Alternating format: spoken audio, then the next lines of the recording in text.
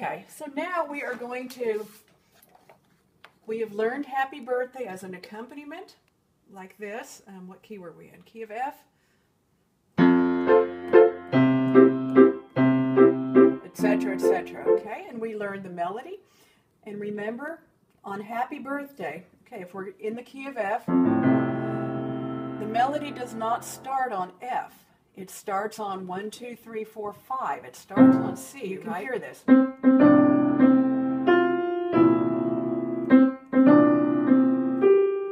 Etc.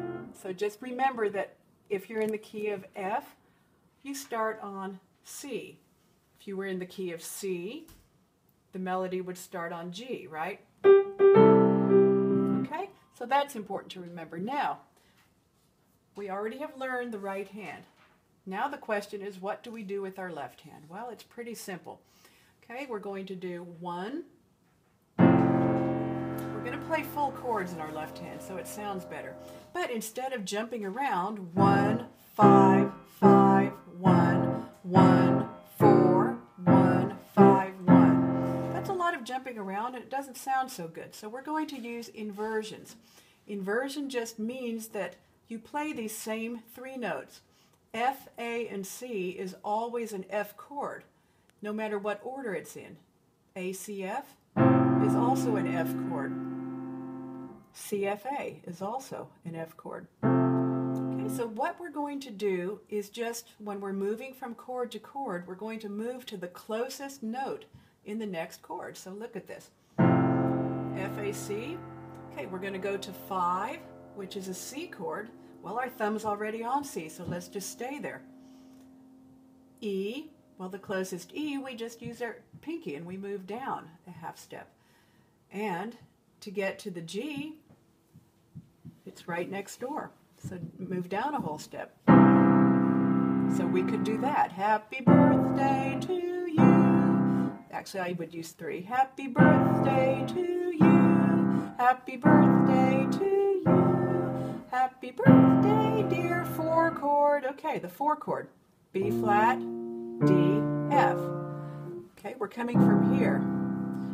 So the closest one actually would be, go back to F here, B flat here, and D here. This is still a B flat chord. B flat, D, F on the bottom. Dear 4 chord, happy birthday to you. Okay, so that is what is written on the chart. Now if we want to get even fancier, and I think this sounds even better, let's change the 5 chords to 5/7 chords. Okay, dominant 7th chord means that you add the 7th, that is a whole step below the root of the chord, okay? So a C chord, a C7 chord would have a B flat in it, and it doesn't matter whether it's above or below. It's still C7. So listen how this sounds. We go F to C7. How do we get there? Okay, we've got the C already in our thumb. We need a B flat, so let's just play that one. Then our G would be here.